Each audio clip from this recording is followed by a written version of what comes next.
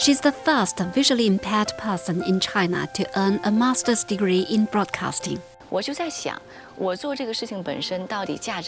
also kept asking myself, was it the meaning of what I'm doing? But that didn't stop me from carrying on with my studies, because that was my own choice. With quiet perseverance, she has charted an unconventional path, opening new possibilities for others like her to pursue their life goals. I firmly believed I could do it. I think if more people persist gently and firmly, things will get better. Through her gentle voice, she nurtures countless minds. And through her extraordinary life story, she inspires just as deeply. Everyone has their own value. That value does not disappear just because, for example, you have a certain kind of disability. It should never lead people to think that someone like you can only live in a certain way. Hello, welcome to Footprints. I'm Ningjing. In this episode, we meet Lina, an unconventional broadcaster and voice artist.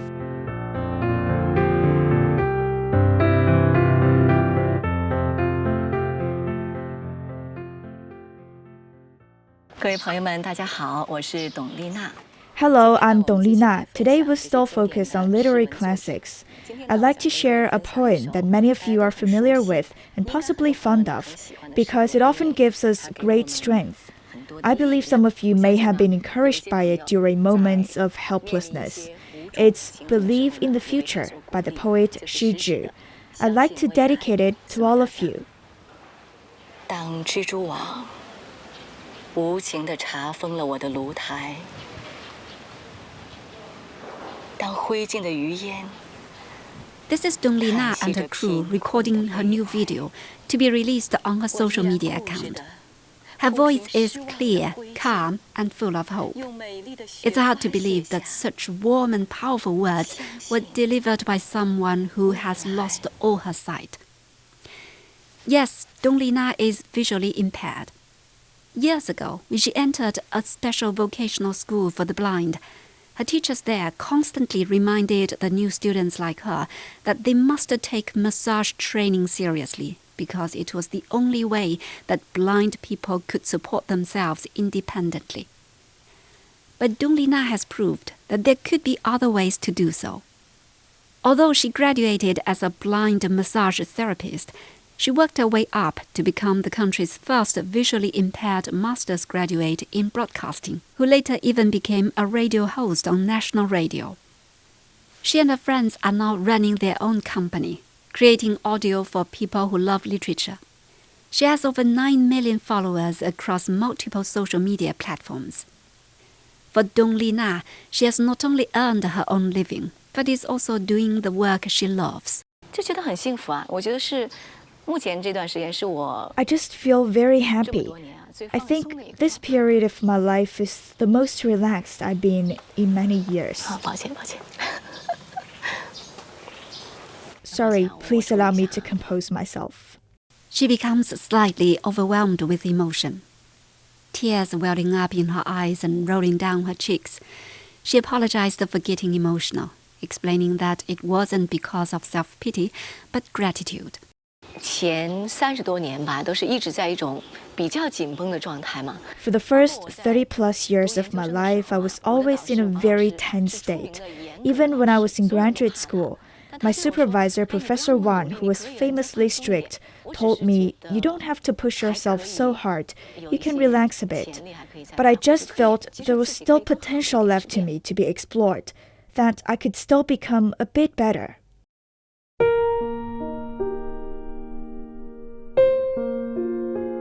Lina was born with low vision and lost her eyesight completely at the age of 10. As was the choice of many visually impaired children, she was admitted to a school for kids with visual or hearing impairment in her hometown Dalian in northeastern China. From there, she went to a secondary vocational school where she received training to become a professional massage therapist, a profession a lot of visually impaired people take up for a living. Upon graduation, Dong became a massage therapist as expected. But this was not the profession she had in mind. In fact, about a week after she started working as a massage therapist, she began contacting colleges in Dalian, hoping to find opportunities for further education. With the help of screen reading software, she searched online for every college admissions office phone number in Dalian. I was very straightforward.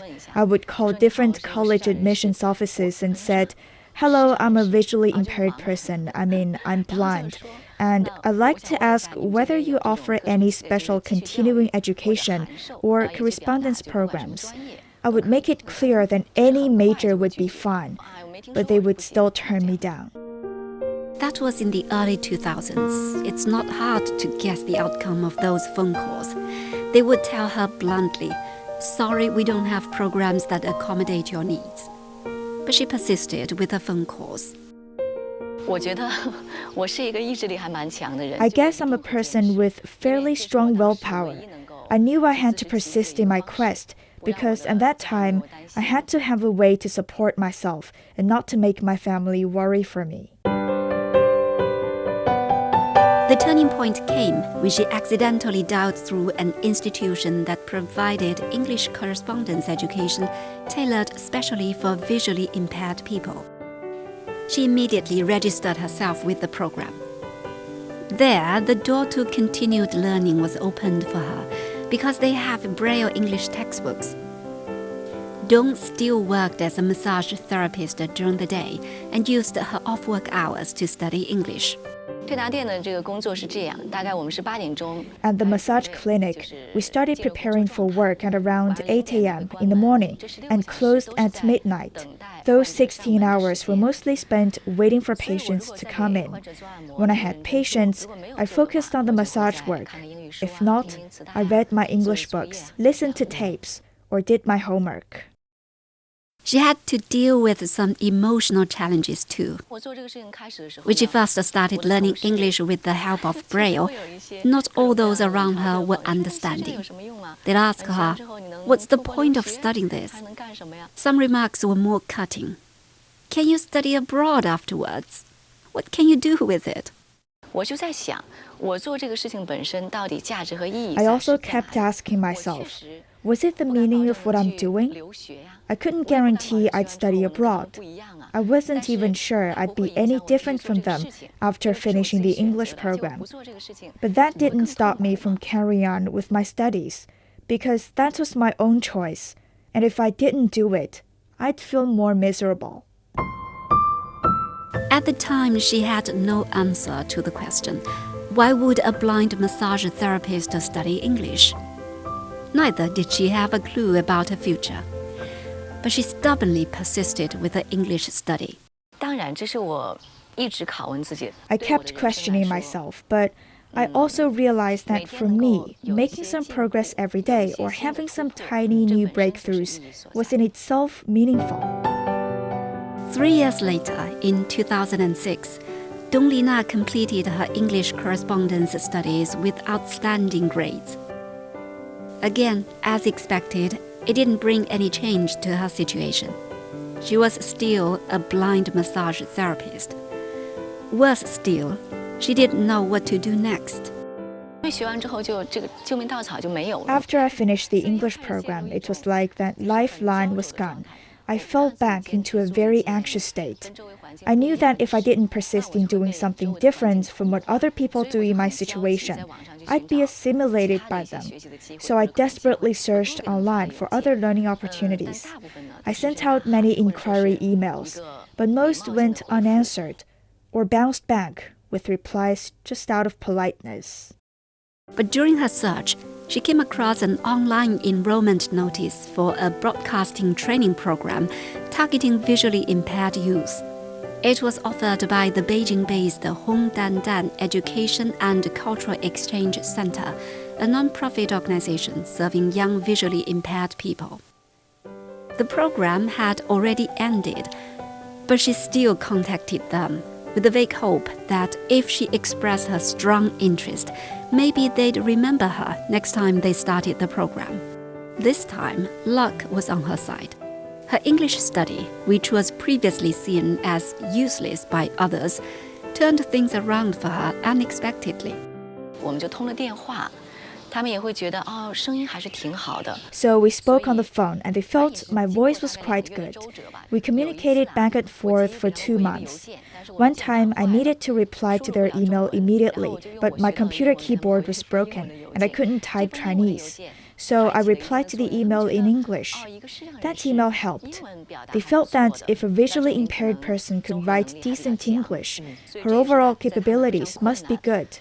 It became the reason they made a special case for me when it was not possible for them to run another training program for just one. The teachers invited Lina to come to Beijing to help with their daily work, and promised that when an opportunity arose through their cooperation with Beijing Radio's training center, she could be sent to study there. Without hesitation, Lina quit her massage job. Holding a walking cane and a fierce determination to change her life, she boarded a train to Beijing in 2006 and stepped into an uncertain future. 我自己在这3年的过程当中有一些存款。 I had some savings. I didn't want to burden my parents. I gave them some money and planned to cover my own expenses in Beijing. I thought it would be okay even if it didn't work out. I could always go back to the massage work. 2 months after arriving in Beijing, she attended her first broadcasting class. 我记得第一个情景是老师说 I remember that first class vividly. The teacher made a point about the difference between broadcasting and casual everyday communication. He was a senior broadcasting instructor. He showed the class how broadcasters pronounce the words. The way he spoke sounded as beautiful as music to me. I thought, so language can sound beautiful. That moment captivated me, and my interest in broadcasting only deepened as I learned more. Even now, I have a genuine love for vocal art. The training soon came to an end, but Lina had fallen in love with broadcasting. She set her next goal on passing the highest level of the Mandarin proficiency test. The test had been open to visually impaired candidates even then, though few took it. Blind learners of broadcasting face difficulties sighted people never encounter, such as memorizing scripts without being able to read them. It often requires other people or a computer to read texts aloud before converting them into Braille for practice. But Lina was ready for the challenge. She would not let go of even the faintest opportunity for her to realize her dream. I truly hoped that through continuous effort and accumulation, I could become a real radio host. In 2007, she took the Mandarin proficiency test, passed, and got the highest level Mandarin proficiency certificate.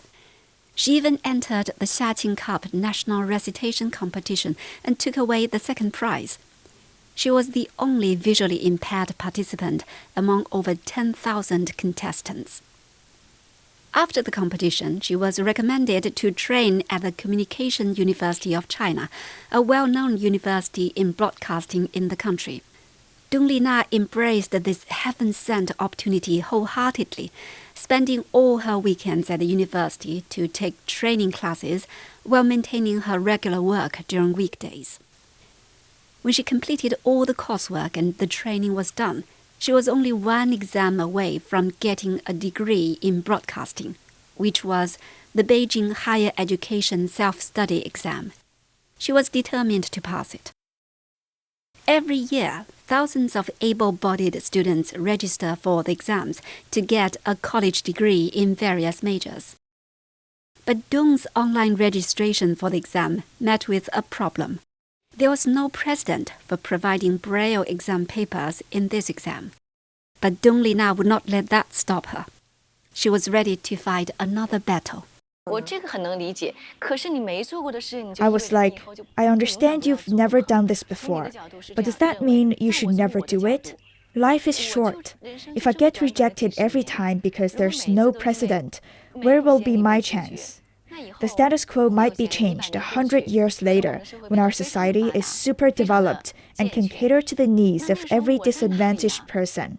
But where will I be by then? So I did what I could. I kept pushing for it by writing emails, making calls, or visiting the relevant parties in person. Thanks to her perseverance and the help of various parties, a solution was eventually formulated, and not only she, but other visually impaired people were able to take the exam. Upon hearing the news, Lina felt her world had been lighted up, as if she could see the sunlight, blue sky, and white clouds out the window. She didn't know whether she could pass the exam, but that didn't matter. To her, being given the opportunity to take the exam was enough, because it reflected the fairness, inclusiveness, and diversity of education. Some changes, however trivial they might seem, can potentially alter many lives greatly. Lina says she doesn't like troubling others, but on that occasion, she persisted, knowing that if everyone stopped pushing for change simply because answers were handed to them by others, nothing would ever improve. 现在我想呢，我都会觉得这件事情就是很开心，很开心啊。 I feel happy whenever I think about that incident. I'm not saying I'm particularly important. What I did was simply what I needed to do. Later in 2014, some other visually impaired person also worked hard to gain access to take the National College entrance exam. They succeeded and I became a beneficiary. Thanks to their efforts, when I took the postgraduate entrance exam in 2019, the door had already been opened to all visually impaired individuals. In 2015, she became the host of a literary appreciation program on China National Radio. At the same time, she continued with the trainer work at the Hongdandan Education and Cultural Exchange Center, teaching visually impaired youth broadcasting and hosting skills. Meanwhile, she started her preparation for the postgraduate entrance exam. She said this new agenda for her was related to personal growth, which she has been seeking throughout her life. 一直以来呢，我有一个遗憾，就是没有走进大学的校园。 At that time, not being able to receive a proper university education and experience campus life was a big regret for me. I got my degree through self-study, which falls short of university's systematic theoretical teaching. I love broadcasting and hosting deeply, but I felt my understanding about it could be better, and I hadn't truly immersed myself in the academic circle at that time. So I really wanted an opportunity to fulfill my university dream and to gain a better understanding of broadcasting and hosting. The postgraduate entrance exam is a fierce battle to stand out, including the able-bodied. For Lina, preparing for it was more challenging because she had several work duties to attend to at the same time. 2019年是我最忙的一天，就一年吧。 The year 2019 was my busiest year. My work schedule was already very tight throughout the year. I worked 6 days per week. I had organized online courses for 7 special schools for the visually impaired, of which I personally served as the teacher at 6 of them. So I could only prepare for my own postgraduate exams in the evenings or on Sundays. Passion is the strongest driver that inspires potential. She succeeded in the exams. In 2020, Lina was admitted to the Communication University of China as a graduate student in broadcasting and hosting arts, the first visually impaired master's student in the field. There, Lina, now also the first visually impaired graduate student at the university, went about her campus life like every other student. She declined any special care from the university. 因为这是我觉得我最想一个状态就是融入。 I wanted to embrace the state where I could be fully integrated into real society, instead of being showered with special care due to my visual impairment, and thus being separated from the real world. That would derail all my efforts over the years. Being a member of the society is my ultimate destination. Being isolated from it, one is only living an illusion. That's not real living. Of course, she still needed some assistance, such as installing screen reading software on her computer or being given the teaching materials from her lecturers before class so that she could prepare the recitation materials in advance. Apart from those, she was like every other student of the university, participating in campus life as much as possible, contributing as much as possible, and enjoying it as much as possible. 下面我们有请研究生代表。 3 years later, she graduated with a master's degree in broadcasting, ranking second in her class. Even her graduation speech went viral nationwide that year. People were simply touched by her sincerity and courage. Initially, Lina dreamed about teaching broadcasting at a university, but the job applications didn't go that well. Her professor offered to help her with the applications, but she declined. 但我想我的导师可以支持我，那其他的师长人士，他们毕业之后，每个人都会有导师支持。 I was thinking my mentor could offer me help. What about others with visual impairments? Will every one of them have mentors supporting them after graduation too? I don't think so. I wanted to try if I could get a job on my own. At that time, I still had some freelance work and a part-time teaching job. Supporting myself wasn't a problem. So I thought, let me try again and see if I can find a job that suits me. If I succeed, I could let more visually impaired people see a possibility for themselves. That is typical of Lina, fighting for herself, but for others too. 我坚信是可以的。 I firmly believed I could do it. I think if more people persist gently and firmly, things will get better. Today, Dong has a short video account on social media and is thriving in her voice artist work, inspiring millions through the literature works she presents, as well as her personal story of courage and persistence. 每一个人都是有自己价值的。 Everyone has their own value. That value does not disappear just because, for example, you have a certain kind of disability. It should never lead people to think that someone like you can only live in a certain way. Having read countless beautiful texts, the poem that Lina likes to read most is Believe in the Future. 当蜘蛛网无情地查封了我的炉台。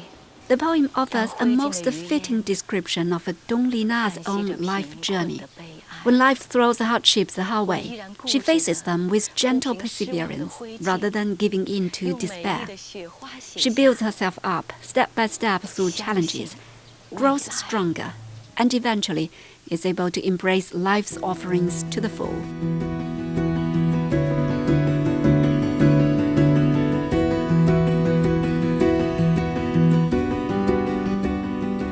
With that, we come to the end of this edition of Footprints.